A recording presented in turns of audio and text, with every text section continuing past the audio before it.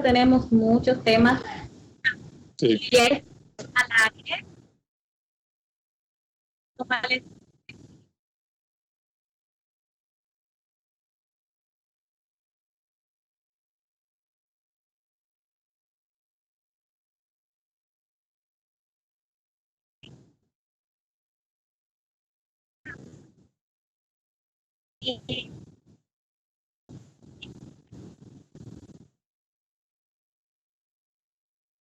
No escucho. Okay. Ahora sí, porque no escuché bien, Jacqueline. Saludos, Jacqueline. Ahora sí, Jacqueline. Sí. Bien. Tiempo corto, vamos a entrar en materia de una vez. Quería muchos temas para tratar contigo, pero realmente el tiempo es corto y vamos a tratar de resumir un poco.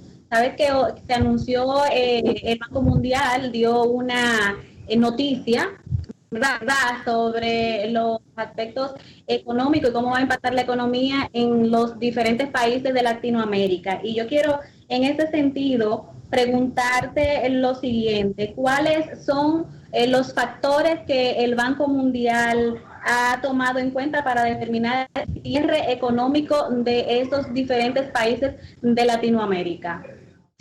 Gracias, Jacqueline, por la oportunidad de darme la participación por primera vez en Televiaducto, ¿no? Moca y toda la región del Cibao, una región rica. Sí, bueno, mira, en materia de economía, el Banco Mundial lo que hace es que va analizando los factores de la productividad de los diferentes países y al mismo tiempo los elementos que integran lo que se llama la política monetaria, la política también fiscal y al mismo tiempo lo que tiene que ver con la macroeconomía y la microeconomía para determinar su proyección. En el caso de nosotros, ellos dieron un resumen, vamos a decirlo así, de manera temporal. ¿Por qué temporal?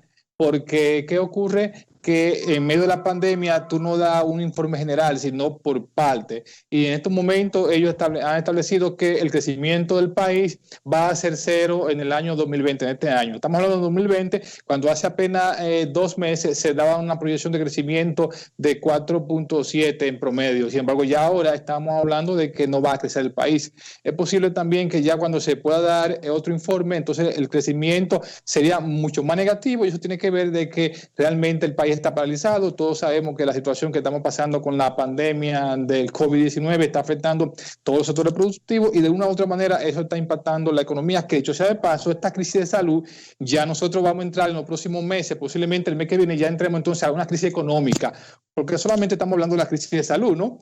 Pero la crisis de salud la tenemos aquí. Ahora, la crisis económica viene después de la de salud, que estamos hablando para el mes que viene, ya se van a comenzar a sentir esos cimientos. ¿Por qué? Bueno, porque las recaudaciones del gobierno están prácticamente, no solo, por ejemplo, las recaudaciones del mes de marzo fue apenas de un 50% de lo que siempre recauda el gobierno. Eso te indica a ti entonces que en el mes de abril, que cuando ya vamos a tener el mes completo en cuarentena, porque en marzo solamente tomamos 15 días, te va a indicar entonces que sería mucho peor los ingresos del gobierno y eso evidentemente va a afectar la finanza pública y por consiguiente la economía en sentido general. En ese sentido, impuestos internos está cerrado, no hay la recaudación fiscal, está detenida. Háblame del impacto de esa detención de recaudación fiscal en estos momentos. Sí, lo que pasa es lo siguiente, Jacqueline, que nosotros desde hace prácticamente 20 años hemos ido cambiando la fisonomía de los ingresos tributarios del país y se ha concentrado más que todo en el impuesto interno, más que en impuesto de, ¿cómo se llama?, de mercancía del exterior. Y eso entonces hace que cuando se produce la crisis que está produciendo hoy día, donde las empresas cierran, eso afecta la finanza del gobierno porque la mayoría de los impuestos los recauda internamente y no por fuera, y eso está afectando. Entonces, ¿qué es lo que va a ocurrir, Jacqueline? Que si la crisis no se controla rápidamente en el próximo mes y medio que nos queda a nosotros, es posible entonces que tengamos una situación que amerite llegar a un nivel tal de que el déficit fiscal que está proyectado en el gobierno sea mucho mayor. Incluso no sabemos a qué nivel va a llegar, porque hasta que no pase todo este proceso rápido, no sabemos. Mientras más se demora la situación de salud del país, la crisis de salud, más se va a entonces se va a profundizar la crisis económica. Y por consiguiente, lo que a mí sí me preocupa es que después de una crisis económica, en el caso de nosotros en particular, vamos a tener también una crisis posiblemente institucional, porque si las elecciones no se producen como está pautado, que se pueda hacer un cambio de gobierno antes de agosto 16 y se produce después, entonces vendría ya también una crisis institucional también. Y todo eso es bien complejo, y tomamos referencia también de que si se profundiza la crisis económica, podemos tener también una crisis social ya de gran nivel de conflicto social, que eso lleve entonces a que se nos vaya de la mano muchas de esas cosas. Esto puede dar traste a un conflicto social. Sí, cuando hablamos de conflicto social, nos estamos refiriendo básicamente de que los sectores menos pudientes económicamente no van a soportar el nivel de crisis económico por la cuarentena y por la misma situación que estamos viviendo, y que la economía puede inmiscuirse y llegar a ese nivel, y entonces eso puede motivar lo que son ya los conflictos sociales, la gente en la calle, lo que son ya en búsqueda de hacer lo que son ya atracos, lo que tiene que ver también con la parte también de llegar a robar mercancías de alimentos, o sea, todo ese tipo de cosas que nosotros vemos en países cuando la persona no tiene la capacidad de comprar sus alimentos o tener los alimentos en su casa, que conlleva entonces a los conflictos sociales. Eso también se puede ver aquí si no andamos a tiempo. Ojalá que no lleguemos hasta ahí, y por eso yo abogo de que las medidas que se puedan tomar en materia económica abarque a muchos sectores, no solamente a un sector específico. ¿Cuáles medidas tú entiendes que serían esenciales que tomar el gobierno para enfrentar la crisis actual? Porque de hecho ya tenemos una crisis y la que se nos avecina con más fuerza.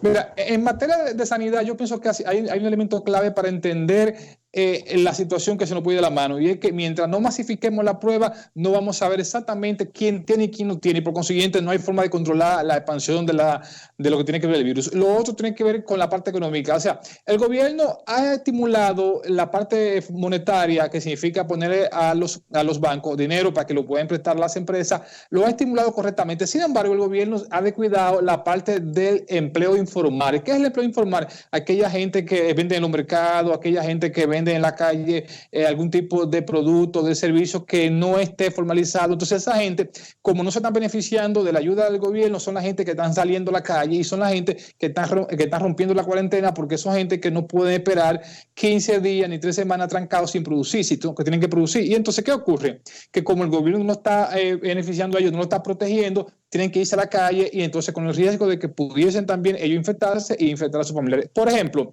en el caso de Chile, el caso de Brasil y el caso de Perú, que han sido los 3 países latinoamericanos que han hecho mejores medidas. ¿Por qué? Porque ellos han combinado lo que es el apoyo al sector formal de la economía, que son las empresas, ¿no? Pero también han combinado el apoyo a los sectores informales, aquella gente que no están protegidos por la seguridad social, y ellos le están dando facilidad de crédito a aquella gente que vende en la calle algún tipo de producto, de servicio informal, y eso hace entonces que esa gente no vaya para la calle, porque tiene seguro de que este mes o el mes que viene el gobierno le está facilitando lo que ellos se pudiesen ganar vendiendo cosas en la calle. Pero no solamente es eso, y quiero tocar 2 puntos. Primero, por ejemplo, los profesionales independientes han estado totalmente excluidos dentro de las medidas de apoyo económico del gobierno. Aquellos profesionales, por ejemplo, también en mi caso, y me voy a poner yo como ejemplo, soy profesional del derecho, tengo una oficina y ofrezco servicios, yo vivo de lo que produzco el día a día y de los servicios que ofrezco. Claro. En este momento son oficinas que también generan empleo, claro que en menor cuantía, pero generan empleo de manera informal, yo diría, pero debemos seguir pagando los salarios, debemos seguir pagando las rentas, también los servicios se van acumulando, pero no estamos produciendo. Entonces, sí, es un sector que no ha sido tomado en cuenta para nada, que son los profesionales independientes. Sí, ese es un problema porque fíjate, eso es lo que le habla a la clase media. Entonces, la clase media no se le ha permitido ningún tipo de facilidad en este proceso. ¿Cuál es la facilidad que yo creo que se le puede dar a la clase media? Más que todo con la parte de impuestos, que se libere de impuestos transitoriamente, de que por ejemplo, los servicios que tú puedas pagar a nivel profesional de impuestos, que no los pague por los próximos 3 meses, y algún tipo de facilidades que te permita por lo menos pasar el proceso de crisis que estamos pasando en el país y por consiguiente entonces no afecte lo que ya tus ingresos, ¿no? O tu capital que tú puedas tener. Y todo eso, si no se hace en la dirección que yo lo estoy planteando, es posible entonces, como te decía, que en los próximos meses no tengamos una real medida que vaya a compensar entonces detener el virus y por consiguiente siga el virus creciendo y entonces evidentemente nos va a afectar en la parte sanitaria y por consiguiente también va a afectar lo que tiene que ver ya la salud de todo el pueblo dominicano. El programa FASE. Define el programa FASE a quienes favorece en su fase 1 y a quienes favorece en su fase 2. Ok, los programas fase 1 y fase 2 es un proyecto que hizo el gobierno que se llama un fondo solidario para aquellas empresas que están cerradas en este momento en crisis. En el caso de fase 1, es para abarcar lo que son la mediana y pequeña empresa, que son las MIPYME, como se le dice. Entonces, esas empresas tienen que cerrar y están cerrando la mayoría de ellas, pero esas empresas que cierran, el gobierno asume lo que es el pago de los salarios desde un mínimo de 5,000 pesos hasta un máximo de 8,500 pesos para que el restante 30% que falta lo pueda pagar justamente el empleador. ¿Qué significa eso? Que entonces que solamente cubre hasta 12,150 pesos el salario, que es 8,500 pesos que lo pone el gobierno, el 70%, el 30% restante lo pone el empleador. Entonces ahí estamos hablando de fase 1, que son las empresas pequeñas que están cerradas. Ahora viene fase 2. ¿Qué es fase 2? Son aquellas empresas que son manufactureras o que son grandes en el mercado y por consiguiente el gobierno solamente le auxilia a ella con 5,000 pesos como monto total, sin variar, y por consiguiente el restante dinero lo tiene que poner el empleador. Ahora bien, ¿qué está pasando ahí, Jacqueline? Y es bueno que el caso de Moca lo pueda entender. Mira, en la ciudad capital y en el país, en gran parte del país, están lo siguiente, que muchas de esas empresas en fase 2 lo que están haciendo es lo siguiente, que no se están cogiendo el proyecto de fase 2 por lo siguiente, porque solamente te da el gobierno 5,000 pesos. Y si tú, por ejemplo, tienes como empresaria un grupo de empleados que tú le pagas 50,000 pesos, ¿no, verdad? ¿Qué pasa? Que solamente el gobierno te va a dar 5,000 pesos. El restante 45,000 pesos tú lo tienes que buscar. Y como tú lo tienes que buscar, y si tú tienes 5 empleados, 10 empleados, estamos hablando casi entonces de 250,000 pesos. ¿Qué es lo que han hecho muchas empresas? Que entonces no están reportando a fase 2 a sus empresas para no tener que pagar entonces los 45,000 de diferencia a su empleado. Y por consiguiente, entonces, el empleado se queda sin el apoyo del gobierno, son 5,000 pesos, pero tampoco sin el apoyo de su empresa. Y se está dando, y eso ha producido mucha queja. Ojalá que el gobierno pueda buscar una solución en ese caso. ¿Por qué digo eso? Ya que por lo siguiente, porque el decreto que emitió el gobierno, que tiene que ver con la entrega de esos recursos para fase 2, no obliga a las empresas a buscar el restante dinero que le falta para completar el salario de su empleador. Sin embargo, la ley que regula la parte laboral, que es la ley que tiene que ver el Código Laboral, no le obliga a las empresas pagar a sus trabajadores si se va automáticamente en su pensión. Entonces, por lo tanto, la empresa no violenta nada si no lo hace, pero el gobierno entonces le dejó la libertad para no chocar, digo yo, con lo que dice la ley, esa opción a la empresa. Lo que yo creo entonces que se debe abogar de que los empleadores deben ser más humanos y entonces abogar para cumplir, por lo menos, si no es con el 100% de los salarios, por lo menos con el 50%, porque sabemos que muchos no están produciendo, pero por lo menos que puedan abonar el 50% de esos salarios de esos empleados. Pero las empresas manufactureras que están laborando en este momento sí están produciendo, porque de hecho están laborando por la necesidad del mercado. Sí, tiene exactamente, pero ¿qué ocurre? Que si esas empresas, Jacqueline, deciden entonces reportar a fase 2, y entonces inmediatamente que reportan a fase 2, también para el empleado, automáticamente ya el decreto la saca a ella de ese beneficio, porque uno de los elementos que dice el decreto es que tú no debes parar el trabajador. Entonces, si esa manufacturera somete al programa fase 2 a sus empleados y por otra vía para parte de los empleados, entonces ya automáticamente no se beneficia y eso crea otro problema. ¿Qué es lo que pasa entonces? Que por eso muchas empresas lo que están haciendo es que no están reportando y muchas tampoco están trabajando por eso. Y que eso automáticamente también crea lo que son desasosiegos en la familia dominicana, porque muchos empleados ahora no tienen seguridad si van a cobrar esta quincena o van a cobrar la próxima quincena, y entonces ahí hay un problema también ya un poco de tensión social. Muy bien, para terminar esta parte, porque te vamos a tener de nuevo de invitado en este programa, porque hay muchos temas económicos que debemos tratar y que son importantes en esta etapa que nosotros estamos viviendo, en esta crisis que estamos enfrentando. Pero te quiero preguntar si tú tienes más o menos un estimado del nivel de desempleo que se va a percibir luego de que termine la crisis sanitaria.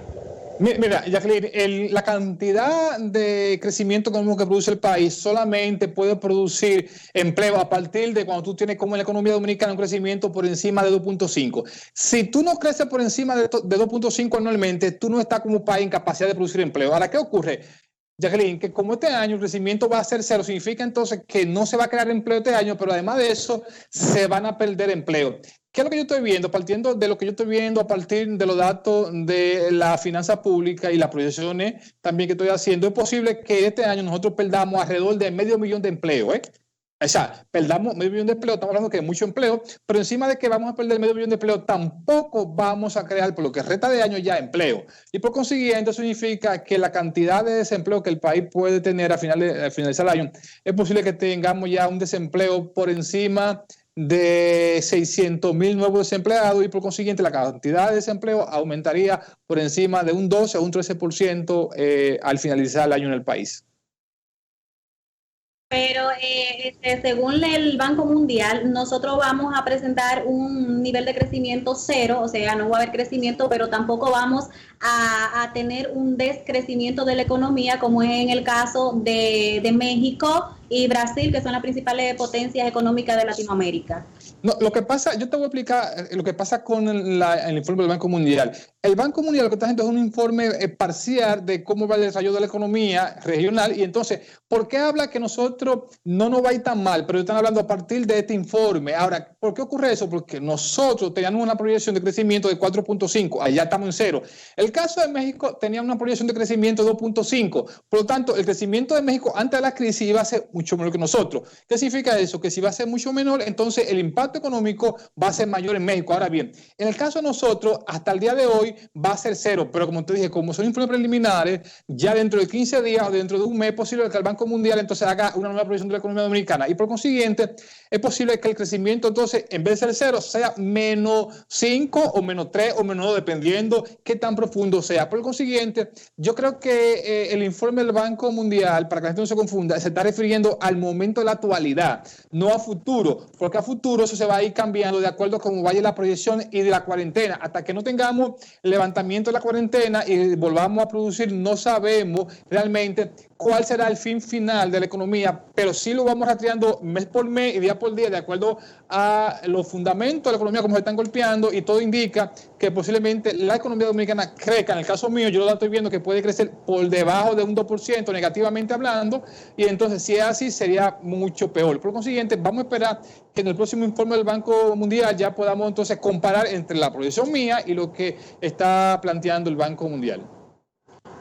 Algunas recomendaciones que tú le quieras dar a la ciudadanía de cómo deben planificarse económicamente en su presupuesto personal para poder enfrentar la situación económica que nos desviene.